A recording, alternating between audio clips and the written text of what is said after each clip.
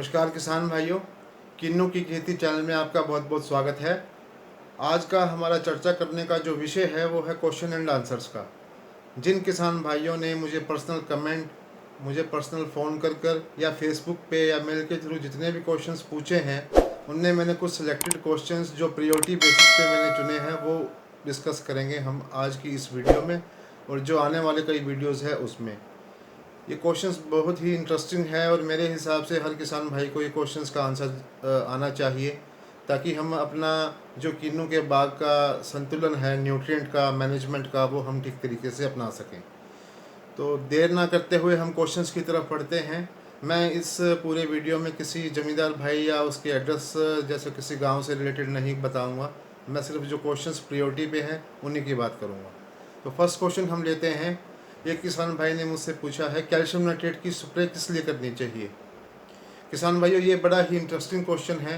काफ़ी सारे हॉर्टिकल्चर के अधिकारी या जो कंपनी के जो डॉक्टर लोग हैं आपके खेत में आके बताते हैं मार्च के महीने में भी कैल्शियम नाइट्रेट का 15 ग्राम लीटर के हिसाब से या 20 ग्राम पर लीटर के हिसाब से स्प्रे कर दीजिए।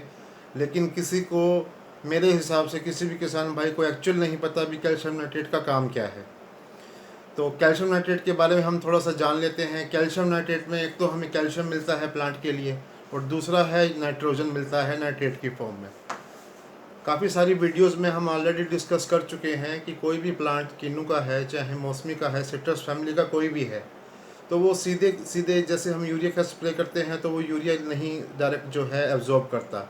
वो यूरिया जो है पहले नाइट्रेट की फॉर्म में कन्वर्ट करेगा और उसके बाद एब्जॉर्प्शन जो है उस प्लांट के थ्रू होगी। तो कैल्शियम नाइट्रेट एक सीधा फर्टिलाइज़र है नाइट्रेट की फॉर्म में। जब हम स्प्रे करते हैं तो एज इट इज़ कैल्शियम और नाइट्रोजन प्लांट जो है अपने अंदर एब्जॉर्ब कर लेता है और उसकी डेफिशिएंसीज को डीमार्क करता है। तो अब कैल्शियम नाइट्रेट का स्प्रे हमें मार्च के लास्ट में ही क्यों रिकमेंडेड है, अप्रैल मई जून में क्यों नहीं कर सकते? तो उसका कारण ये है, कैल्शियम नाइट्रेट जो है एक बहुत ही अच्छा ड्रोट मैनेजमेंट और स्ट्रेस मैनेजमेंट का मॉलिक्यूल है।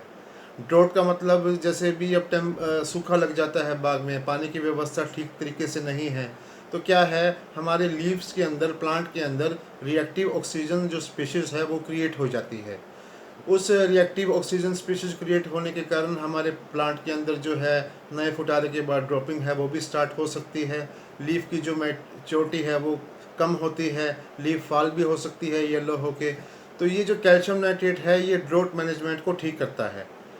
सेकंड जो है हीट स्ट्रेस के लिए, मार्च में जब हमारा फ्लावर और फ्रूट सेट तैयार हो जाता है लगभग, तो जैसे ही टेम्परेचर मार्च के लास्ट वीक में और अप्रैल के फर्स्ट सेकंड वीक में बढ़ना स्टार्ट होता है तो ड्रॉपिंग देखने को मिलती है। तो कैल्शियम नाइट्रेट क्या है, प्लांट को स्ट्रेंथ देता है ड्रॉपिंग से बचाने के लिए। और भी कैल्शियम के महत्वपूर्ण कारण जो हैं वो जैसे नाइट्रोजन की एब्सॉर्प्शन में काफ़ी हेल्प करता है, साल्ट मिटिगेशन के लिए हेल्प करता है। साल्ट मिटिगेशन का मतलब कि सोडियम जो मॉलिक्यूल है हमारे लीव्स के अंदर, जो जितना हमें चाहिए उतना ही मेंटेन करता है कैल्शियम, और कई सारे एंजाइम्स का एक्टिवेटर भी कैल्शियम है। तो इसलिए कैल्शियम नाइट्रेट को stress management, as a heat stress management भी यूज़ किया जा सकता है, टेम्परेचर को मेंटेन करने के लिए मार्च के लास्ट वीक में और अप्रैल के फर्स्ट वीक में। सेकंड क्वेश्चन हमारा किसान भाई ने पूछा है, मैग्नीशियम नाइट्रेट और मैग्नीशियम सल्फेट में क्या फ़र्क है और कौन सा यूज़ करना चाहिए। किसान भाइयों, मैग्नीशियम की जैसे अगर आप मेरी पहली न्यूट्रिएंट की वीडियोस देखी है आप लोगों ने, तो मैंने उसमें बताया था कि मैग्नीशियम हमें दो फॉर्म से मिल सकता है। एक है मैग्नीशियम सल्फेट और सेकंड है मैग्नीशियम नाइट्रेट। मैग्नीशियम सल्फेट के अंदर जो कंसनट्रेशन है मैग्नीशियम की वो 9.3 के आसपास है, और जो मैग्नीशियम नाइट्रेट है उसकी कंसनट्रेशन है वो 16.3 के आसपास है। तो मैग्नीशियम नाइट्रेट मैग्नीशियम सल्फेट से ज़्यादा अच्छा है। प्लांट एक बार में मैग्नीशियम नाइट्रेट को एब्जॉर्ब जल्दी और अच्छे से कर लेता है, और मैग्नीशियम की कमी हमें देखने को as compare to magnesium sulphate देखने को कम मिलती है। यदि एक स्प्रे हमारी मैग्नीशियम सल्फेट की होती है या दो स्प्रे हम मैग्नीशियम सल्फेट की करते हैं आफ्टर 15 डेज़ या 20 डेज़, तो एक स्प्रे से हम मैग्नीशियम नाइट्रेट से वो काम चला सकते हैं। थोड़ा कॉस्ट इफेक्टिव तो मैग्नीशियम सल्फेट है, लेकिन इसकी absorption power as a plant हम 25 से 30 मान सकते हैं, जबकि जो मैग्नीशियम नाइट्रेट की एब्जॉर्प्शन पावर है क्योंकि नाइट्रोजन भी हमारे प्लांट को नाइट्रेट की फॉर्म में मिल रहा है और जो है मैग्नीशियम भी मिल रहा है। तो उसके हिसाब से वो भी परसेंटेज जो है 16, जो मैग्नीशियम सल्फेट में 9.3 था वो हमें 16 फॉर्म में मिल रहा है। तो मैग्नीशियम नाइट्रेट को हम फर्स्ट प्रायोरिटी पे रखेंगे। थोड़ा कॉस्टली है लेकिन रिजल्ट इसके बहुत ही अच्छे हैं। जो थर्ड क्वेश्चन है वो है कि हमें जो स्टिकर है वो कौन सा यूज़ करना चाहिए। देखिए, स्टिकर जो दो तरीके के मार्केट में अवेलेबल हैं। एक तो जो है सरफेक्टेंट के नाम से जाना जाता है, उसको स्प्रेडिंग एजेंट भी बोलते हैं। और एक जो है silicon based sticker waiting agent है। जो सरफेक्टेंट है जैसे MV80 है, एप्सा 80 को यूज़ करते हैं, या MV के जो भी प्रोडक्ट एप्सा 80 आता है, जैसे एप्सा 82 भी है कोई, तो वो एज अ स्प्रेडर है। जैसे ये लीफ है हमारा, लीफ के ऊपर जैसे ही हम न्यूट्रिएंट के साथ उसको डालेंगे तो वो स्प्रेड कर जाएगा, फैल जाएगा, तो वो है स्प्रेडिंग एजेंट। और जो हमारा सिलिकॉन बेस है वो फैलने के साथ साथ हमारे लीफ की वेंट्रल और डोर्सल दोनों साइड मूव करेगा।